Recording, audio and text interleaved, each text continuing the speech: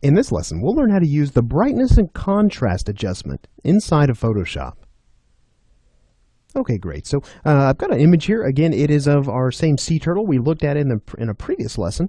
So kind of looking at this image, it was obviously shot underwater. And basically the effect of that is some of the levels of contrast just aren't what they would be because a lot of the particulates in the water, just the fact that we're looking at things through this sort of haze that is the ocean. So in looking at this, I think this particular image could benefit by both an increase in contrast as well as possibly brightness. So looking at this here, again, as we learned in the last lesson, we could come over here under Image and Adjustments and find our brightness contrast adjustment right here at the top.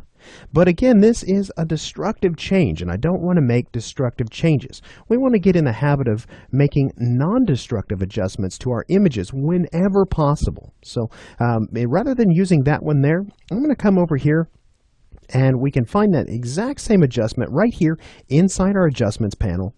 We can also come over here under our layer panel, under the adjustments, and find that right here. So let's go ahead and create an adjustment layer for brightness and contrast here. So just as we learned in the last lesson, that adjustment layer is created on top of that background layer. You can see it comes with that mask we spoke about earlier as well. Now, in looking at the brightness and contrast adjustment here inside our properties panel, you have a couple buttons up here at the top. One of them controls settings for your mask. One of them controls settings for the brightness and contrast adjustment.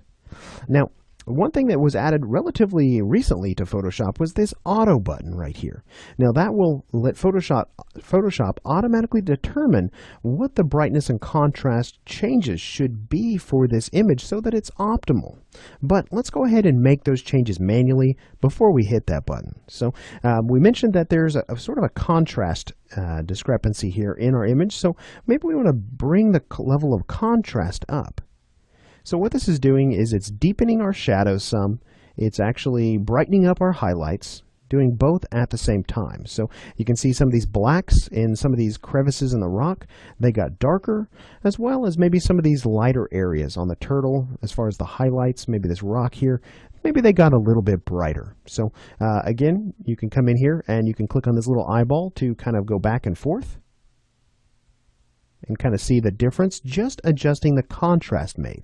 Now, obviously the brightness is going to be a little bit more touchy because if we adjust that too much, we're going to start to wash our image out when it's combined with our contrast adjustments. So you can see we can either darken it way too much or we can brighten it way too much. So the brightness level, I probably won't be adjusting that much. In fact, I've turned the contrast up a bit high. So let's go ahead and maybe adjust it to right about there. Now this use legacy option, if we were to check that, we're going to see some very strange results because this really isn't intended for you to use on photographic images. So let's go ahead and click on that there, and if we begin to make these, you're going to see Photoshop really start to create some strange effects here. So I would steer clear of this unless you're maybe using this brightness contrast on some kind of a mask. In the case of photographic images, it's really not going to benefit you. So let's come over here and reset our brightness contrast settings, and I'm going to come back in and dial those up just like so. And that looks pretty good. That looks about as close as we're going to get, especially for this underwater image. Now, if we wanted to, at this point, we could always come in and hit the auto button up here, and Photoshop would determine what it thinks to be the best adjustment.